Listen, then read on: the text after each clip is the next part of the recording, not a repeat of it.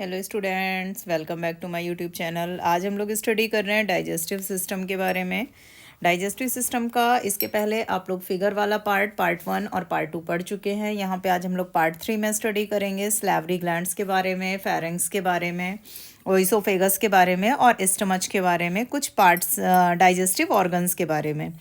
देखिए, salivary gland जो part होता है आपका, सैलिवरी ग्लैंड हमारी जो ह्यूमन बॉडी होती है उसमें बेसिकली टोटली 3 पेयर प्रेजेंट होते हैं, 3 पेयर के फॉर्म पे होते हैं। कौन कौन से 3 पेयर्स होते हैं? तो तीनों पेयर्स के आपके नाम यहाँ पे आ जाएंगे। पैरोटिडी सैलिवरी ग्लैंड हो गया, सब मैंडिबल हो गया और सब लिंगुअल सैलिवरी ग्लैंड हो गया। 3 पेयर का मतलब हो जाएगा कि यहाँ पे ये आपका 1 पेयर प्रेजेंट होगी, ये वाली 1 पेयर प्रेजेंट होगी और ये भी 1 पेयर प्रेजेंट होगी। जो पैरोटिड ग्लैंड होती है, इसकी जो पोजीशन होती है वो पोजीशन आपकी हो जाती है बिनेथ द ईयर, यानी ईयर के पास में आप प्रेजेंट होती है, एक तरीके से ये कह सकते हैं। अगर सबमैक्सिबल की बात हम लोग करें, सबमैंडिबल या सबमैक्सिबल की बात करें, तो ये वाली जो सैलिवरी ग्लैंड होती है ये आपकी एंगल ऑफ जा पे प्रेजेंट होती है, यानी जा का जो एंगल होता है, जबड़े का जो एंगल होता है वहाँ पे प्रेजेंट होती है।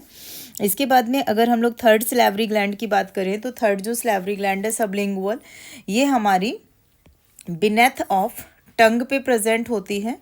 तो ये हमारी कहाँ पे प्रेजेंट है? टंग के पास में प्रेजेंट है।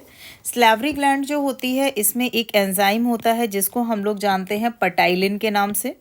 पटाइलिन एंजाइम को ये रिलीज़ करता है और पटाइलिन एंजाइम जो होता है ये किसका डाइजेशन किसका करता है? ये एंजाइम आपका स्टार्च का डाइजेशन करता है। किसका डाइजेशन कर रहा है? तो ये स्टार्च को डाइजेस्ट करता है, स्टार्च का डाइजेशन करता है और उसको स्मॉल फॉर्मेट में ब्रेक कर देता है, यानी स्टार्च को माल्टोज के फॉर्म में कन्वर्ट करने का काम कर देता है। इसके अलावा और अगर हम लोग बात करें यहाँ पे, तो इसके बाद जो हमारा फूड मटेरियल होता है वो आपका किस में पहुँचता है? फेरेंक्स में पहुँचता है। अगर हम लोग फेरेंक्स के बारे में यहाँ पे पढ़ना चाहें तो फेरेंक्स में बस एक पॉइंट आप ध्यान रखिएगा कि फेरेंक्स आपका दोनों सिस्टम में प्रेजेंट है। एक तो आपका रिस्पायरेटरी सिस्टम में भी प्रेजेंट है और दूसरा ये डाइजेस्टिव सिस्टम, दोनों में प्रेजेंट होता है, जिसकी वजह से आप मुंह से भी सांस ले सकते हैं और नाक से भी सांस ले सकते हैं। जब हम लोग ज़्यादा हैवी यानी एक्सरसाइज वाला काम करते हैं, बोथ में ये क्या होता है? प्रेजेंट होता है। जब हम लोग ज़्यादा हैवी कोई भी काम करते हैं, जैसे हम लोग एक्सरसाइज करते हैं या दौड़ते भागते हैं, तब हम लोग बेसिकली मुंह से सांस लेना यूज़ करते हैं। अब अगर हम लोग सेकंड पार्ट में बात करें ऑइसोफेगस के बारे में, तो ऑइसोफेगस में अगर हम लोग बात करते हैं तो ये टोटल 10 to 12 सेंटीमीटर की एक ट्यूब होती है। ये ट्यूब के आकार की संरचना होती है। फिगर में आपको ये जो बनाया था, यहाँ पे फेरेंक्स थी और ये वाला पार्ट ऑइसोफेगस का था। ऑइसोफेगस का जो अपर पार्ट होता है, देखिए ट्यूब की कभी भी हम लोग बात करेंगे तो ट्यूब में हमेशा 3 पार्ट होंगे। एक आपका अपर पार्ट होगा, दूसरा आपका जो होगा वो मिडिल पार्ट होगा और इसके बाद में जो तीसरा और थर्ड आपका होगा वो कौन सा पार्ट हो जाएगा? लोअर पार्ट हो जाएगा। तो जो अपर पार्ट होता है इसका, वो अपर पार्ट आपका वॉलेंट्री के फॉर्म पे होता है। वॉलेंट्री का मतलब होता है, हिंदी में अगर हम लोग बात करें तो ये ऐच्छिक होता है, यानी अपनी इच्छा के हिसाब से काम करता है। अगर मिडिल पार्ट की हम लोग बात करें तो voluntary and involuntary both type का होता है, यानी ये कभी कभी ऐच्छिक भी काम करता है और कभी कभी अनैच्छिक टाइप से भी काम करता है। अगर हम लोग लोअर पार्ट की बात करें तो लोअर पार्ट जो होता है वो इनवॉलेंट्री टाइप का होता है। तो इस तरीके से करके इसके तीनों पार्ट्स के बारे में आप लोग जान लेंगे कि अपर, मिडिल और लोअर पार्ट किस किस तरीके से काम करता है। तीसरी चीज़, जो लोअर पार्ट होता है, लोअर में ध्यान रखिएगा जो लोअर का 1/3 पार्ट होगा वो आपका कैसा हो जाएगा? इनवॉलेंट्री हो जाएगा। इसके अलावा एक और पॉइंट है इसमें जो आपको याद रखना है कि no digestion occurs in oesophagus, यानी जो ओइसोफेगस है आपका, वहाँ पे कोई भी डाइजेशन का फॉर्म नहीं होता। ये चीज़ ध्यान रखिएगा। ये एक ट्यूब के समान संरचना होती है और ओइसोफेगस के नीचे आपने देखा होगा इस तरीके से करके हमारा स्टमच अटैच होता है और उस स्टमच में ओइसोफेगस से हमारा जो फूड मटेरियल होता है वो पहुँचता है। अब अगर हम लोग स्टमच की बात करें तो देखिए, अगर स्टमच का आप रफली स्ट्रक्चर देखना चाहेंगे तो स्टमच का स्ट्रक्चर कुछ इस टाइप से आपका बनता है। तो इस तरीके से स्टमच को हम लोग 3 पार्ट में डिवाइड करते हैं। जो अपर पार्ट होता है इसको हम लोग बोलते हैं कार्डियक, जो मिडिल पार्ट होता है इसको बोला जाता है फंडस, और फंडस के बाद में जो लोअर पार्ट होता है आपका पाइलोरिक।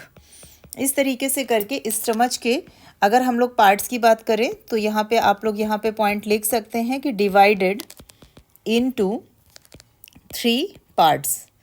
फर्स्टली कौन सा पार्ट हो जाएगा आपका, तो first is cardiac, second is fundus and third is pyloric.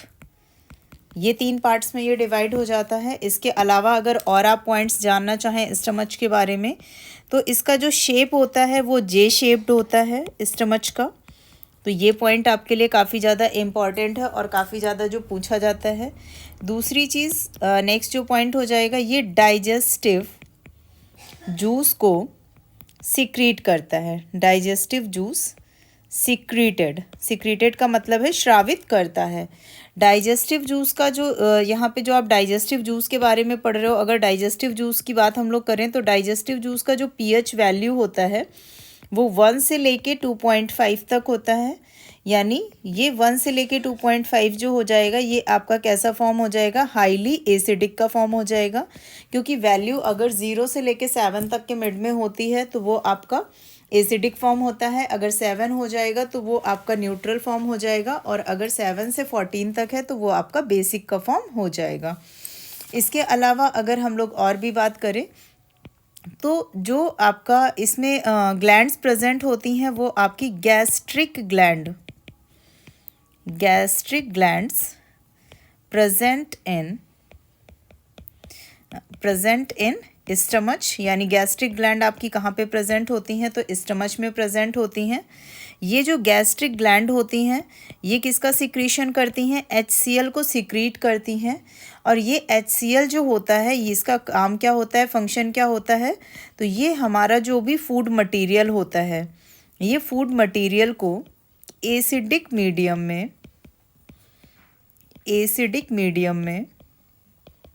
Convert करता है।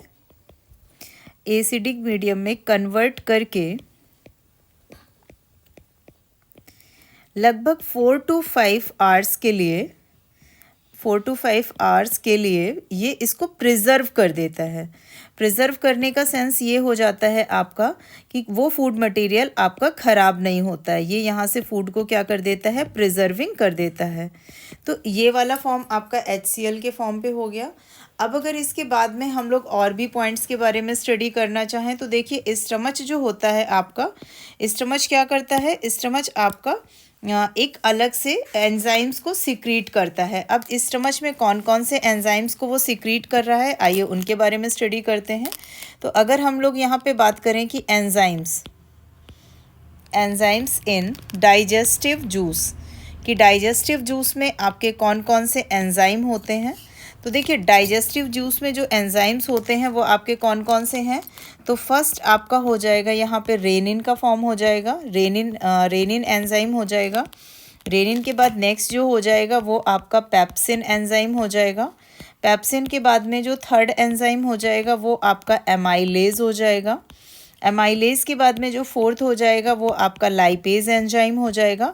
और लाइपेज के बाद अगर हम लोग फिफ्थ की बात करें तो HCl को ये रिलीज़ करता है। अब अगर हम ये देखें कि रेनिन हमारा किसका डाइजेशन करता है, तो रेनिन देखिए, रेनिन जो आपकी मिल्क प्रोटीन होती है वो इस मिल्क प्रोटीन को डाइजेस्ट करता है।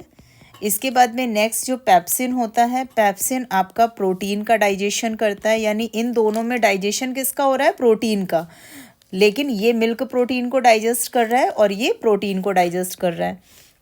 जो आपका एमाइलेज होता है, एमाइलेज कार्बोहाइड्रेट्स को डाइजेस्ट करता है। इसके बाद में जो लाइपेज होता है ये लिपिड का डाइजेशन करता है। लिपिड को हम लोग फैट भी बोल सकते हैं, ये इसका डाइजेशन करता है। और इसके बाद जो HCl होता है ये एसिडिक मीडियम में कन्वर्ट करने का काम करता है। और एसिडिक मीडियम में कन्वर्ट करने के साथ साथ ये क्या करता है, हार्मफुल जो आपके बैक्टीरियाज होते हैं ये उन हार्मफुल बैक्टीरियाज को नष्ट करने का काम करता है। तो इस तरीके से करके आप याद कर सकते हैं यहाँ पे। देखिए एल से लिपिड हो गया, एल से लाइपेज हो गया, तो लिपिड लाइपेज किसका डाइजेशन कर रहा है? लिपिड का। पी से पैप्सिन हो गया, पी से प्रोटीन हो गया, तो पैप्सिन किसका डाइजेशन कर रहा है? प्रोटीन का। तो इस तरीके से आप इन दोनों को याद रख सकते हैं। और HCl के बारे में अभी पीछे भी मैंने आपको बताया है कि वो एसिडिक मीडियम में होता है जो हार्मफुल बैक्टीरियाज को कवर करता है। अगर हम लोग बहुत ज़्यादा टाइम तक भूखे रहते हैं या नहीं खाना खाते हैं तो उसकी वजह से हमको एक डिजीज़ हो जाती है जिसका नाम होता है अल्सर। अल्सर में होता क्या है, ये अल्सर नामक डिजीज़ हो जाती है। और अल्सर वाली डिजीज़ में हमारे पेट में घाव हो जाते हैं अगर हम लोग बहुत ज़्यादा लंबे टाइम तक भूखे रहते हैं उसकी वजह से। तो आज हम लोगों ने डिटेल में जो डाइजेस्टिव ऑर्गन्स हैं उसमें फेरिंक्स के बारे में पढ़ा, ऑइसोफेगस पढ़ा, सलेवरी ग्लैंड के बारे में पढ़ा, इसके अलावा स्टमच के बारे में स्टडी किया। अगर वीडियो पसंद आया हो तो लाइक करें, शेयर करें और चैनल को सब्सक्राइब करना बिल्कुल ना भूलें। इसके बाद नेक्स्ट पार्ट में आपको लीवर और पेनक्रियास की डिटेल मिलेगी। Thanks for watching.